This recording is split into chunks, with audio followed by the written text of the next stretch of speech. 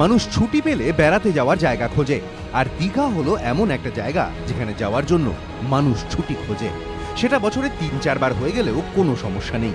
যাদবপুর বিশ্ববিদ্যালয়ের গবেষণা সেসব মানুষের কপালেই চিন্তার ভাঁজ ফেলতে পারে, কারণ এখানে বলা হয়েছে ঢেউয়ের থাবায় ওল্ড দীঘার সমুদ্র তটের স্তর ক্রমশ নামছে, গভীর হচ্ছে সমুদ্র গহ্বর। অর্থাৎ সতর্ক বার্তাটা স্পষ্ট, ওল্ড দীঘায় সমুদ্র স্নান বিপজ্জনক। যারা নিয়মিত দীঘায় যান তাদের অনেকেও এখন ওল্ড দীঘাকে স্নানের ক্ষেত্রে আর নিরাপদ মনে করছেন না। যেমন কাঁকুরগাছির বাসিন্দা দেবাশিস কুণ্ডু, স্ত্রী সন্তানকে নিয়ে বছরে অন্তত 2 বার দীঘা যাওয়া তার চাই, কিন্তু ওল্ড দীঘায় স্নান একেবারেই না।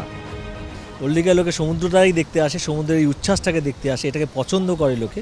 চান করার কথা বললে বা স্নান করার বা সমুদ্রের মধ্যে পা ডুবিয়ে বসে থাকার যে আনন্দ, সেটা নিশ্চিতভাবেই নিউ দীঘায় গিয়ে উপভোগ করার চেষ্টা করে।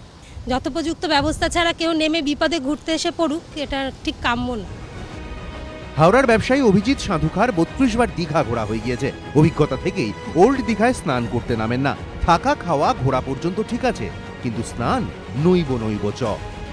নিচ থেকে বালিগুলো সরে যাচ্ছে, তারপর বোল্ডারের ভয়, জল তো নামছেই না। ওল্ড দীঘাটার বিপজ্জনক ব্যাপার। অনেকেরই হাত পা কেটে যায় বা আছড়ে পড়লে খুবই বিপজ্জনক, তো ওল্ড দীঘায় নামার কোনো চান্স নেই। বালিগুলো তো পায়ের তলা থেকে সরে যায়। দীঘা শঙ্করপুর হোটেলিয়ার অ্যাসোসিয়েশনের ভাইস চেয়ারম্যান গিরিশচন্দ্র রাউতের দাবি, তারা হোটেলেই সকলকে সতর্ক করে দিচ্ছেন যাতে ওল্ড দীঘায় কেউ স্নান না করেন। আমাদের ওল্ড দীঘাটা চান করার পক্ষে খুব বিপজ্জনক হয়ে গেছে।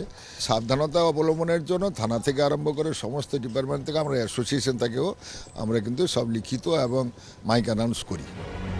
কিন্তু সতর্ক বার্তা তো সবার কানে ঢোকে না। বহু অল্প বয়সী পর্যটক রয়েছেন যারা আনন্দের তোড়ে ভেসে গিয়ে কোনো সাবধান বাণীর দিকে নজর দেয় না, আর মুহূর্তের সেই ভুলেই ঘটে যায় বিপদ। সুমন ঘরাই, এবিপি আনন্দ, দীঘা।